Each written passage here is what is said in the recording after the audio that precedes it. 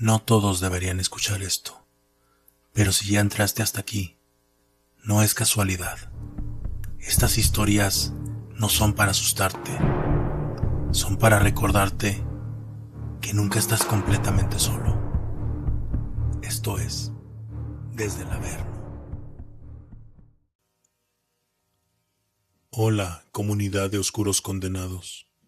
Hoy traemos la historia de Hugo, así que pónganse los audífonos y apaguen la luz si es que se atreven. Sin más, iniciamos. Me llamo Hugo, y si estás leyendo esto, seguramente yo ya me fui. Y no es una metáfora, no es culpa ni trauma, es algo de verdad inexplicable, algo que hasta el día de hoy me persigue en mis sueños y sé que pronto me alcanzará. Lo puedo sentir cada vez más cerca. Desde que pasó, aprendí que hay cosas que no duermen, que no esperan ser invocadas con velas o rezos. Algunas solo necesitan ser nombradas, ser miradas o ser tocadas. Y nosotros hicimos las tres. Éramos 5 adolescentes, y esto sucedió en la casa de los hermanos Álvarez, Marcos y Esteban. La casa estaba al final de una calle sin salida. Tenía un portón de hierro oxidado que siempre chirriaba, incluso cuando no lo tocaba nadie. El patio trasero era amplio, irregular, con la tierra bruta y húmeda, como si nunca terminara de secarse por completo. Al fondo, dominándolo todo, estaba un imponente árbol. Nunca supe qué tipo de árbol era. De hecho, creo que nadie lo sabía.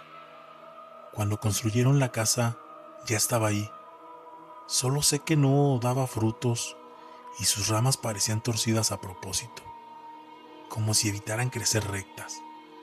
Yo cuando lo veía, jugaba imaginando que era un cuerpo retorcido, intentando escapar del suelo. Recuerdo que esa tarde estábamos jugando fútbol fuera de su casa cuando llegó repentinamente una lluvia muy fuerte. Ellos nos invitaron a pasar a Raúl, a Julián y a mí, en lo que cesaba la lluvia. Y mientras, para pasar el rato, Esteban nos mostró algo parecido a una tabla ouija, que hizo tallando una rama del árbol y copiando símbolos de un libro viejo que encontró en un antiguo baúl de su abuelo fallecido. La tabla tenía letras mal trazadas, un sí y un no desproporcionados, y en el centro un círculo negro bastante raro que no pudo explicar por qué estaba ahí. Era una tabla muy rústica y despedía un olor y una vibra algo rara, pero decidimos jugar para entretenernos un poco. Solo Raúl no quiso jugar con nosotros. Dijo que él conoció a alguien que por jugar a eso le fue muy mal, así que se limitó a observarnos, pues tampoco quiso irse a su casa porque ya empezaba a oscurecer y la lluvia continuaba cayendo a chorros. Nosotros empezamos a jugar, y como Esteban no hizo el puntero, usamos un vaso de vidrio en su lugar. Cuando coloqué los dedos sobre el vaso frío, sentí un pulso, no un movimiento cualquiera, era de verdad un latido, como si la tabla tuviera corazón y se sintiera a través del vaso. El vaso comenzó a moverse antes de la primera pregunta. Se deslizó lento, como si estuviera reconociendo la tabla, y luego dio un tirón brusco, hacia una esquina de ella. Yo retiré la mano de golpe, porque me asusté. ¿Hay alguien aquí?, pregunté, sintiendo cómo la voz me salía más delgada de lo normal. El vaso se movió con violencia y rápidamente, señalando una respuesta que nos paralizó a todos, y se situó justamente sobre la palabra sí. Las luces parpadearon, no se apagaron completamente, solo bajaron su intensidad como si algo estuviera respirando electricidad. Desde la ventana yo veía el árbol moverse, no por el viento. Las ramas se agitaban de manera independiente, parecían dedos impacientes urgidos por entrar en acción. Marco tragó saliva, temblorosamente y con un nudo en la garganta preguntó: ¿qué quieres? El vaso se quedó inmóvil. Demasiado tiempo. Eso nos tranquilizó un poco, pensando que todo había sido nuestra imaginación, pero a la vez ponía un ambiente más tenso, hasta que de repente empezó a moverse, cada vez más rápido. El rechinido del vidrio raspando la madera era tan agudo que lastimaba nuestros tímpanos. El vaso recorría las letras y símbolos, llegando a formar la palabra cuerpos. Todos volteamos a vernos muy asustados y a la vez algo incrédulos, con la esperanza que solo fuera una macabra coincidencia. El aire se volvió espeso. No era calor ni frío, era una intensa opresión. Sentí que algo me apretaba el pecho desde dentro. Esteban empezó a reír nervioso. Ya estuvo, ¿no? El vaso se movió solo, como si tuviera vida propia, o como si fuera impulsado por algo que no podíamos ver, y señaló justo la palabra no. En ese momento Raúl comenzó a llorar. Se los dije, les dije que con esas cosas no se juega, pero no me escucharon. Ahora estamos malditos. Julián lo interrumpió, y queriendo entender, o tal vez sin saber qué hacer, preguntó algo que nunca debió preguntar. ¿Cómo? El vaso avanzó, letra por letra, lento, cruel, asegurándose de que leyéramos cada una de ellas. C, O, L, G, A, D, O, S. No lo podíamos creer, nos quería colgados. ¿Pero a qué se refería? De solo pensarlo, la sangre se nos helaba. En ese momento, la lluvia cesó, no gradualmente, no poco a poco. Fue como si alguien simplemente hubiera cerrado la llave. Y entonces, escuchamos algo que nos asustó aún más. Un crujido largo, profundo, proveniente del patio, como madera tensándose, o como un cuello que aprende a romperse. Gritamos, soltamos el vaso, la tabla cayó al suelo, las luces regresaron de golpe y entonces todo parecía normal.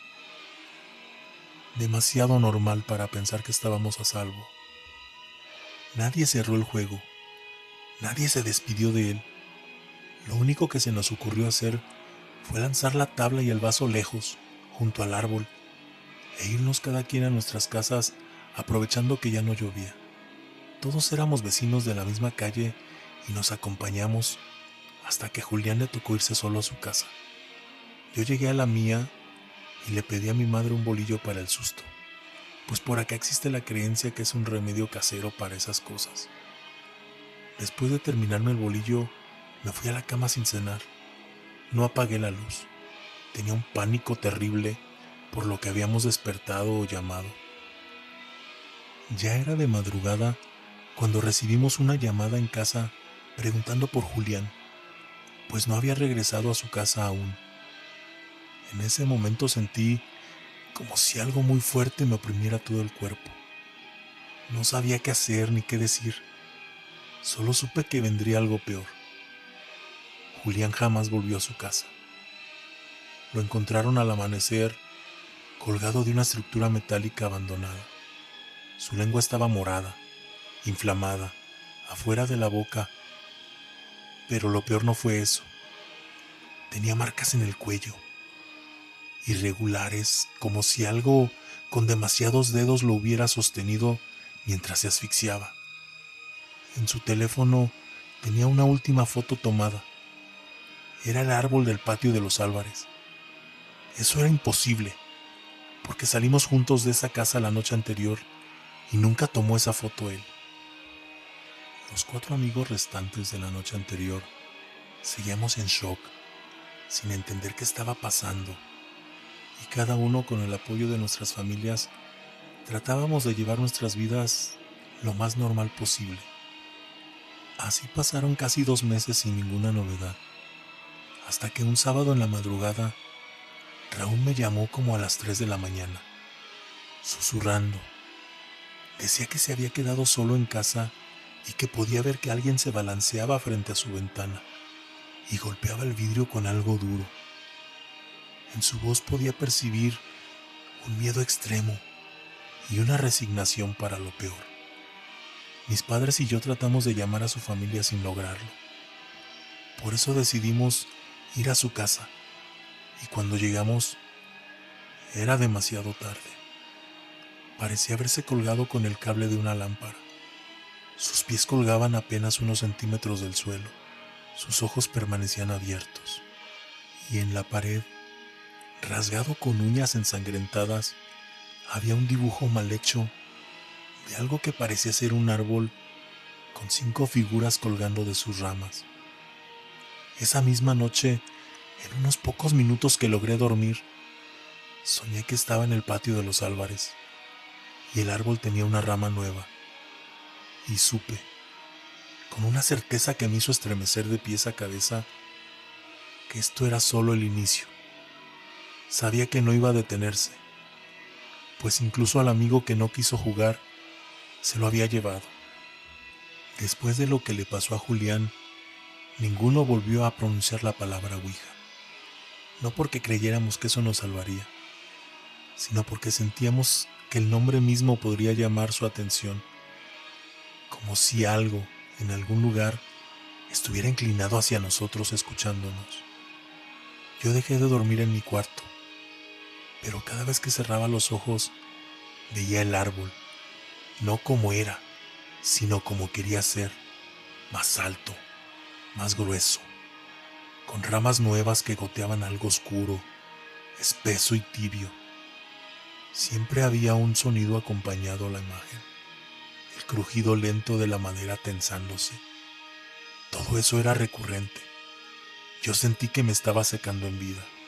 Esos sueños eran tan vívidos como si muriera y reviviera cada noche, una y otra vez.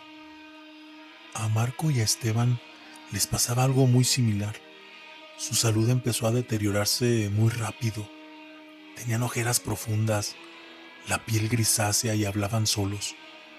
Decían que por las noches escuchaban pasos en el patio, que las ramas raspaban su ventana como si intentaran entrar por ellos. Una madrugada me llamó Marco. Ahorita lo estamos viendo, me dijo con la voz quebrada. Mi padre y mi tío cortaron el árbol, pero de noche parece que volviera a crecer para terminar lo que inició aquel día. Solo esperé al amanecer para ir a visitarlos.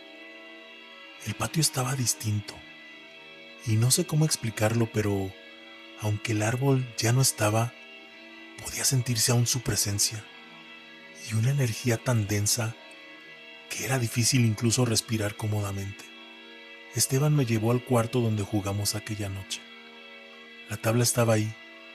No supimos cómo regresó después que la lanzamos junto al árbol, pero ahí estaba nuevamente, apoyada contra la pared, limpia, intacta, y el vaso estaba colocado justo en el centro. Yo no lo puse ahí, dijo Esteban. La tabla olía a humedad reciente. Se podía percibir que había pasado algún tiempo a la intemperie. Esa misma noche vimos una gran movilización de patrullas y ambulancias en casa de los Álvarez. Yo fui corriendo presintiendo lo peor. Y sí, esta vez cobró la vida de Marco.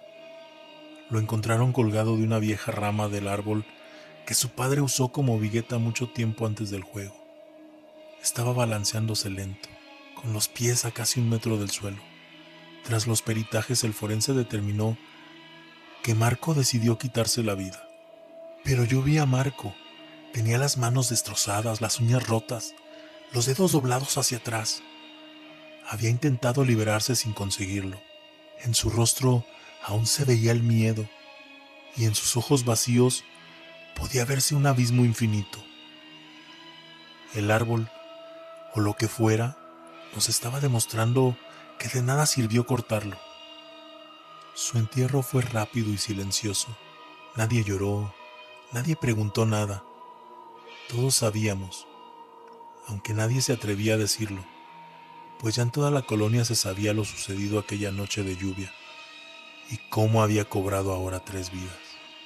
Por su parte, Esteban no quiso huir, pues sabía que a donde fuera, la maldición lo seguiría hasta cobrar la deuda. Decidió quedarse solo en casa. Dijo que si algo nos estaba castigando, quería mirarlo de frente. La última vez que lo vi, tenía una cuerda nueva sobre la mesa del comedor. Para saber cómo se siente, dijo sonriendo sin humor, y con una cara de resignación ante lo inevitable. 3 noches después, los vecinos llamaron a la policía por ruidos extraños, golpes secos, repetitivos, como si alguien estuviera azotando madera contra el suelo. Cuando entraron al patio, encontraron a Esteban colgado, pero sentado. La cuerda estaba tensa, pero sus piernas dobladas tocaban la tierra. Su cuello estaba roto de forma antinatural, como si algo lo hubiera levantado y bajado varias veces antes de dejarlo ahí. En su boca encontraron hojas del árbol que ya no existía. Allí entendí algo que me heló la sangre. Aquello no iba a dejar las cosas a medias. Y ahora solo quedaba yo. Me fui de la ciudad, cambié mi apariencia, cambié de nombre, evité parques, árboles, y llevo ya casi 3 años huyendo. Y cuando creía que había escapado, desperté con tierra bajo las uñas y empecé nuevamente a escuchar el crujido, incluso en mi departamento sin ventanas. Anoche soñé que el árbol estaba dentro de mi cuarto. Sé que es cuestión de días para que venga por mí. No sé cómo será mi final, pero me arrepiento 1000 veces de haber jugado aquella noche. Yo soy el papá de Hugo, y lo que acabas de escuchar es la historia que él mismo dejó escrita antes de que le pasara lo mismo que a sus amigos. Los 5 pagaron con su vida la imprudencia de jugar con algo desconocido y desafiar a fuerzas que están más allá de nuestro entendimiento. Tú que escuchas, piénsalo 2 veces antes de hacerlo. Algunas historias terminan aquí, otras se quedan contigo. Si llegaste hasta acá, ya eres parte del Averno. Suscríbete, porque aquí no contamos historias, las vivimos. Buenas noches, desde el Averno.